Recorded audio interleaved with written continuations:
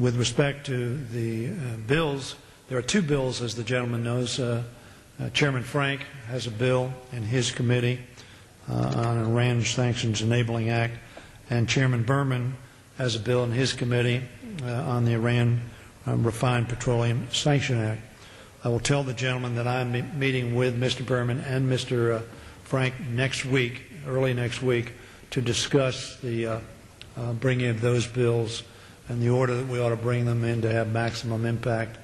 And I expect to do that in the near future. When I say the near future, I mean within a matter of weeks.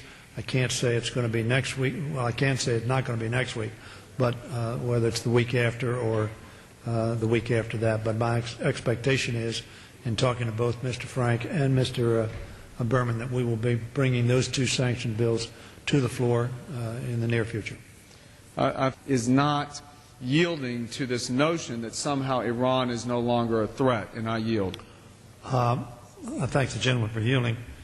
Now, to this concept, I don't want anybody to be confused. I'm not sure exactly what the gentleman's, I heard him talk about. The administration position, as far as I know, has not changed with respect to the concept of which the gentleman speaks.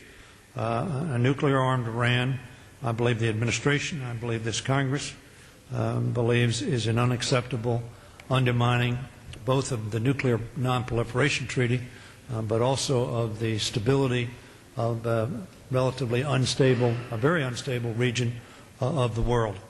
So that I want to reiterate that I think that remains the position of the administration. It's certainly my position, and I believe it's the position of the chairman of the Foreign Affairs Committee and the chairman of the Armed Services Committee, and I think of this Congress.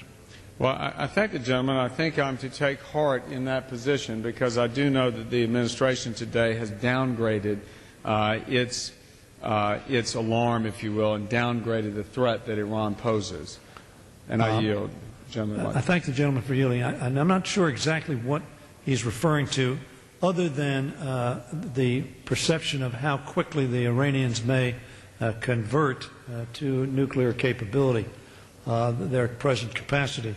Whether there's a longer time than that, but I have not had direct communication with the administration on that issue. Don't want to speak for the administration, but I think what I have already said to this point does in fact reflect certainly all the communications I've had with the administration to date.